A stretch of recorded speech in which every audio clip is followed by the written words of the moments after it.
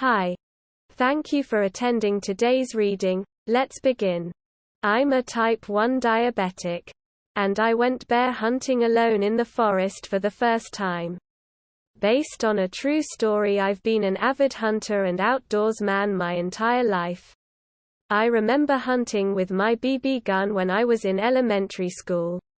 I had just celebrated my 19th birthday. And just started renting my own apartment recently. I'm finally living life independently and I'm becoming a real adult. It's April, so that means the snow has melted and I have been in quarantine for over a month now.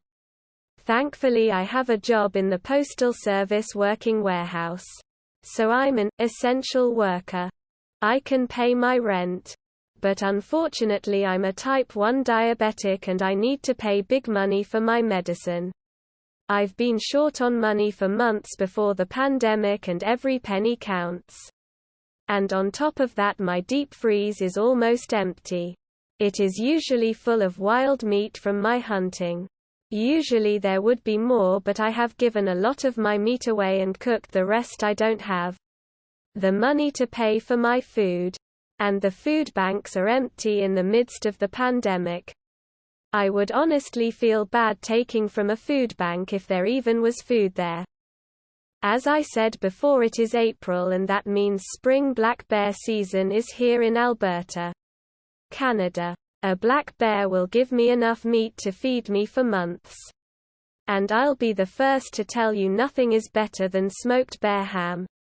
It was the easiest choice in my life to go bear hunting on my day off tomorrow. I called my dad and told him about my idea and what I was planning on doing. My dad seemed proud and happy for me. I talked about all the time we spent hunting together and how it will be different hunting without him. Honestly, I was eager to fill my deep freezer. But I was most excited to go hunting alone for my first time. I packed my hunting clothes, double-checked my gear, grabbed my backpack, then put my rifle and a box of hollow points on the living room table. The rifle of choice was a 7mm Remington Magnum. I have killed plenty of moose, deer, bears, and elk with this gun. It has sentimental value and I am very familiar with how it works and shoots. That oh-so-familiar rifle felt almost like displaying a trophy on the table. It represented a new page in my life story and it was my food for the next few months. I knew exactly where I was going hunting. The endless pine forests up north. It is full of black bears and it is so beautiful up there. I went to bed early that night. Got up early in the morning. Then I groggily began the 2-hour-long drive to my hunting spot. I didn't need to purchase a bear tag. I'm 1/8 Native American and have my indigenous status. I went grouse hunting there as a child. I shot my first bear there with my father in grade 8. And I also shot my first coyote there too. I arrived and parked my truck in the same spot my dad had parked his truck many times before. This was any regular oil lease off the side of a highway. It had dirt roads, a shed, an oil pump, and a reflective road sign riddled with bullet holes. And at that lease there is 2 sets of cut lines. I got out of the truck and threw on my backpack, loaded my rifle's magazine. Then started my hike down the grassy cut line into the forest. I followed the narrow path until I reached the familiar clearing. I knew I had found the spot. The same spot I had spent countless hours of my life hunting and making memories with my family. I made my way to the ground blind we had made previously. Surprisingly, it still was in good condition. It was an uprooted fallen tree. It had a perfect view of the cut line and offered great cover. I sit down and checked the time. It was almost 8 in the morning. Bears wander during the day, but they're most active at night and early morning before the sun rises. I knew I would be sitting there until dusk. Unless I got lucky. Believe it or not, bears are also incredibly quiet when walking. You won't hear bears walking, you only see them walking. I know it's going to be a very long day. I sat there for hours getting eaten by mosquitoes, listening to the frogs sing their songs, and looking down both directions of the cut line for bears. I looked down at my phone for probably the 100th time that night. It read 7:48 this time. Sunset is just before 9. And legal hunting hours ends 15 minutes after sunset. It's prime time, and if I was going to see a bear today, it is going to be soon. I repositioned myself and started to pay more attention to my surroundings. Minutes later, I see a black bear's head peering from the edge of the cut line. I look down my scope to get a better view of them. It looks like a younger bear. It isn't very tall. I know there is way bigger bears in these woods. I watched that bear swiftly and quietly slip across the cut line, then dissolve into the pine trees around me. I sat there watching, now hopeful I'll see another bear. My feet were cold and I notice I'm shivering a little. Feel an urge to check the time. It was just short of 30 minutes of legal hunting time left. I noticed the temperature was dropping rapidly. I began debating if I should just head home and call it quits. From the corner of my eye I saw a flicker. Instantly I looked over and I see the same kind of dark head I saw earlier. It's a black bear peeking the cut line looking for something. Exactly like what I've been doing all day. I move my rifle to my shoulder, then adjust my head. The scope fades from black and into focus. Sure enough, it is a bear. And it definitely looks bigger than the one from earlier. I watch and wait for it to make a move. Each second feeling more tense than the last. I forgot about how cold I was. My adrenaline is pumping and I am ready. The bear steps out into the cut line and into my scope's crosshairs. I do one quick whistle to get its attention. It stops in the narrow, grassy clearing mid-step like a deer in headlights. The bear immediately looks in my direction, with a look of shock in its eyes. Quickly and precisely line up my shot, then squeeze the trigger. Exactly the same way I've done it countless times. I'm stunned by the recoil of my rifle. The sharp kick releasing its energy into my shoulder. My hearing is filled with a piercing ringing noise in my ears, almost masking the sound of violent crashes and branches snapping in the woods in front of me. Still stunned, I open my eyes and look away from the scope, to see a black fuzz melting into the trees and vanishing. I knew I shot the bear. And I'm immediately filled with intense but beautiful emotions. Disbelief, joy, euphoria, a rewarding feeling crossed with sadness and loss in the bottom of my stomach. I'm happy I got a bear. My time and energy paid off and I can feed myself. But a part of me instantly fills with a deep respect and appreciation for the animal. Deep down I want to cry to express my appreciation for its life, for its death, and to show my gratitude for it helping me during these tough times in my life. I try calling my dad and telling him the news, but there is no service up here. I collect myself after a few minutes and realize it is getting dark out fast. In the forest it gets pitch black dark out even before night. There is no lighting from the moon, and the trees block out what little light the sun would have to offer. I don't even want to think of all the bears that are out and about now that it is dark. But I tell myself my gunshot probably scared them all off. I grab my headlamp and half-ass duct tape a flashlight to my gun's barrel, thinking it was cool and like the stuff in the movies. I go to where the bear was and start to follow its tracks and blood trail. The blood has bubbles, is foamy, telling me I got a lung shot. I follow the trail roughly 200 to 300 yards into the woods, dodging small trees and branches the whole way. Then I see it. A black shape lying horizontally. I approach and it is by far the biggest bear I've shot yet, beating my previous bear by over a foot and almost 100 pounds. I'm ecstatic about this. But my joy is soon overcome by anxiety. I have low blood. And being a diabetic, this is dangerous.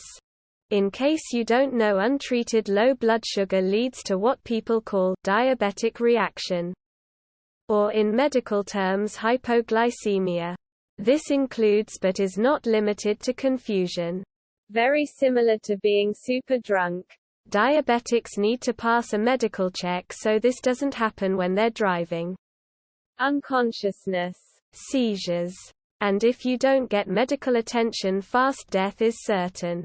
Did you know low blood sugar can be caused by physical activity, adrenaline, fear, or anything that makes your heart beat faster?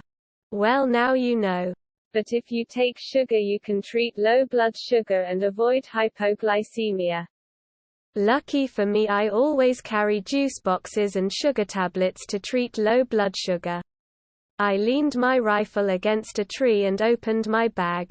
I pulled out my skinning and butchering kit along with a juice box and a granola bar. I had my medical snack and began skinning my bear.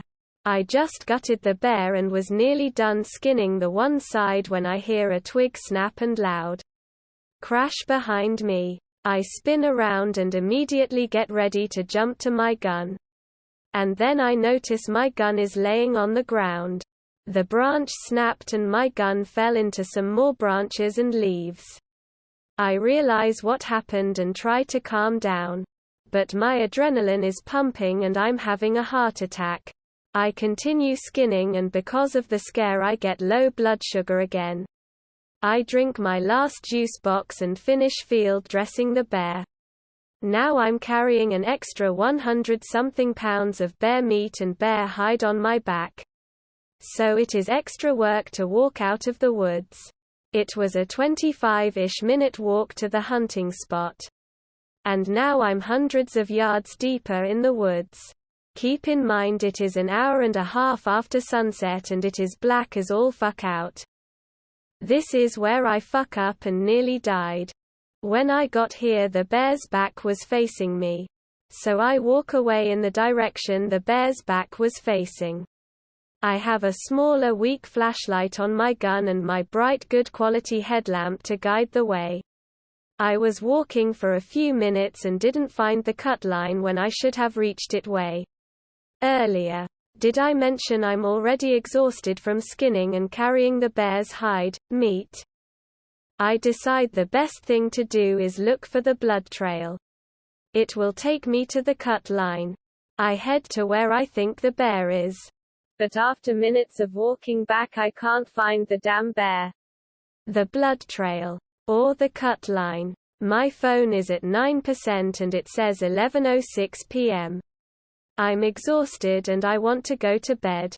I searched for what felt like an eternity and by a stroke of luck I find the cut line.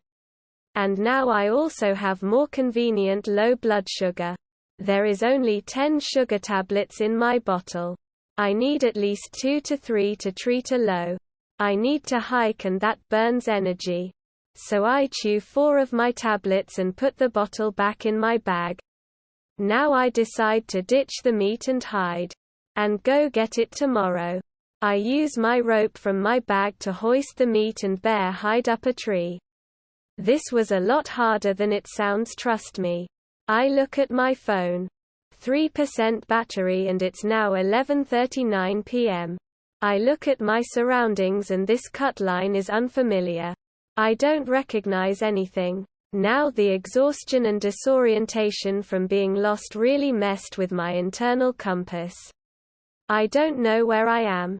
Which way is out? And which way takes me deeper in the woods? I decide to go left. And after walking a ways I still didn't recognize anything. I realize I went the wrong way and turn around. Then finally walk past my goodies hoisted above me in the tree. Back to square one, I jokingly scoff. I walked that path horrified a bear would maul me. A timber wolf pack would find me. A mountain lion would pounce on me. Or God forbid never make it out of the woods. And cliché, my headlamp is starting to get dimmer. Now I'm really starting to panic and get anxious. I walked and walked. I got weaker and weaker. And my source of comfort and guidance in these pitch-black bear-infested woods was getting dimmer. Faster and faster. My stomach dropped when I saw a highway. This was both amazing and heart-wrenching. I was out of the woods. But not at the oil lease where my truck is. I started feeling my low blood sugar coming back. I open my backpack and take 3 of my sugar tablets. Now I only have enough to treat one more low blood sugar. This sent a wave of true fear through my whole body. I notice a glow in the distance. It must be from the lights of the city that is sadly far, far away. Then I realize exactly where the fuck I am. My truck is a 5-minute drive away in the opposite direction. Which is about a 30-minute walk away. But I'm not complaining, I've finally escaped the dreaded woods. So I begin my walk alongside the highway. My rifle feels like sandbags in my sore arms. And the bag has done a number on my back and shoulders. I drag myself down the asphalt wearing camouflage. In the dead of night. With a dying headlamp. Covered in blood. And carrying a loaded gun. At first I imagined someone driving would stop to give me a ride to my truck. But I soon realized how sketchy I looked. How late it was. And we're in the midst of a pandemic. I accepted the bitter truth of the situation. The only ride I would be getting is in the back of a cop's car or an ambulance. In under 10 minutes of walking, and my headlamp suffered the same fate as my phone. My only source of light is the tiny flashlight on the barrel of my rifle. The light from the flashlight was minuscule. And pathetic compared to my headlamp. It wasn't nearly as bright and covered a smaller surface area. But I was grateful I at least had a light source. An escape from the darkness. The exhaustion and the cold temperatures finally got to me, and I decided to take a seat at the side of the highway. I dropped my backpack, took a seat on top of it, and put my gun down on my lap. I looked at the black outline of the pine trees against the star-filled sky. And the horrifying reality of everything steadily began to sink in. I could feel my ego crumble, and one thought kept repeating itself. I am literally a sitting duck on the side of this highway. A car could hit me. An animal can attack me. And there is next to nothing I can do to prevent it. I was shivering and hating myself for ending up in this situation. I was starving as well. I only had eggs and toast for breakfast and a protein bar for dinner. It dawned on me why I'm constantly having low blood sugar and why I'm so exhausted. I have next to no energy. Whatever energy I had was burnt up carrying all this weight and escaping the woods. I dreaded the thought of coming back tomorrow to grab the bear meat. And going back in those God-forsaken woods. My train of thought was interrupted by the sound of footsteps. I scrambled to turn on my flashlight in the dark and jumped to my feet. I swung around, and my worst fear became a reality. Under 20 feet away was a cow moose and her calf. Even in the dark I can always recognize that tall looming silhouette. I held the rifle up, and in the small circle of visibility it provided, there was a cow moose locking eyes with me. I can hear her sharp breaths and see the clouds of condensation floating away every time she breathes. She didn't run. She stood there and stared me down. This 6-foot-tall cow moose made of pure muscle saw me as a threat to her and her calf. Her fur was puffed up. She was ready to charge. She won't hesitate to trample me to death. I'm in real danger standing on the side of the highway. My life is in the hands of an unpredictable animal. abandoning my backpack and start backing away. Rifle pointed at this moose. Trigger on the finger and the safety off. I am freezing cold at this point. I am exhausted. Nearly everything feels like it wants to take my life out here. Each footstep I take backwards is horrifying. I can't see where I'm walking. All it takes is one rock and I'll suddenly fall, possibly giving this beast of an animal its reason to charge and take my life. It feels like half an hour had passed. But I know it was only seconds. Each heartbeat felt like a punch inside my ribcage. And each footstep I took backwards felt so small and defenseless. I'm filled with true primal fear. I saw truly how weak and insignificant humans are in the wilderness. I walked nearly 20 feet away from this moose and I didn't even notice. After an eternity she walked over the highway in 2 swift steps. I had forgotten my backpack from the fear and the exhaustion both mentally and physically. I barely noticed my back was enjoying the shed weight. I continued walking towards my truck. This time dead center in the highway. 1 foot after the other. Paranoid from my earlier encounter, I kept my rifle seated in my shoulder, lighting up a small patch of the road in front of me. Occasionally I would shine the light around and make sure there was nothing around. I've been walking for a while at this point and I begin feeling the familiar anxiety-wrenching symptoms of low blood sugar. I instinctively reached for my bag only to find it gone. Instantly my heart drops to the bottom of my stomach. Frantically I begin patting and searching every pocket of my clothes. I left it in my backpack. I grab my phone to call 911. But it is dead. My knees felt weak and shaky. I dropped and sat on the road. It feels like a doctor told me I have 30 minutes left to live. And I can't do anything about it. I'm crushed beyond belief. I feel sick to my stomach, rapidly filled with dread and disbelief. I need to come up with a plan fast. I don't know if my truck or my backpack is closer. I don't even know if I can make it to either of them in time. I try to calm down. Panicking only further lowers my blood sugar. I think of all my options. What's faster and more efficient? I have a light bulb go off in my head.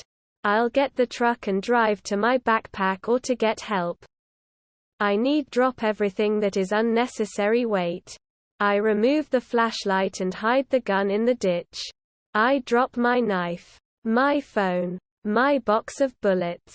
I even leave my $220 headlamp on the side of the road. Each and every single little thing makes the difference between life or death. I keep walking and trying to control my rapid heartbeat, occasionally shining the light ahead to see if I'm close.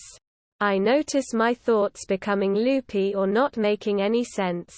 I'm slowly realizing these are the first symptoms I need to get help fast. Like really fast I glance and shine my light upwards. And see the same reflection you get shining a light at a cat's eye. It is the sign near the oil lease. I'm instantly filled with hope again. I turn the corner and see my truck. I unlock the door and get inside. I'm really feeling the confusion, the disorientation and dizziness now. I struggle putting the keys in the ignition. I know this is really not good. I'm running out of time. I floored it out of the oil lease and onto the highway. I don't know how fast I was going, but I needed to drive slow. I needed to see my bag on the roadside, I told myself. I suddenly get the idea to look for any sugary things in my car. I see a half-empty pack of Trident gum. And out of desperation I ate every single minty piece of it. I looked in my back seat for any food or sugar. I am super confused and keep forgetting what I was doing. And I need to constantly try to focus, fearing I'll forget it the next second. I forget I'm driving and look ahead. I'm in the completely wrong lane heading towards the ditch. I steer back into my lane and realize I'm totally fucked. I need sugar or help immediately. I'm in severe danger. I desperately check the back seat and the pouches on the back of my passenger seat. I feel the sleek, crunchy plastic texture of a granola bar wrapper. And inside of it is the sugar needed to save my life. That is the last thing I remember. An older couple driving home found my truck in the ditch, engine wrapped around a tree. I wasn't paying attention and drove off the road and straight into those same damn pine trees. Thank God I wasn't driving fast. And thank God they found me shortly after I crashed. And thank God I managed to find help in the state that I was in. I'm lucky I wasn't killed on impact. I'm lucky I didn't crash into anybody driving on the same road. And I'm thankful I wore my seatbelt. I spent 3 days asleep in the hospital. I went into severe hypoglycemia and had a seizure. If they came a minute later, I would have permanent brain damage or maybe even dead. The police recovered all my dropped gear and my rifle. Unfortunately, I didn't get to the bear meat or hide in time. And it's spoiled. But most importantly, I'm never going bear hunting in the forest alone ever again. End of story. That is all for today. If you want to support my automated channel, feel free to drop a like and subscribe. See you tomorrow.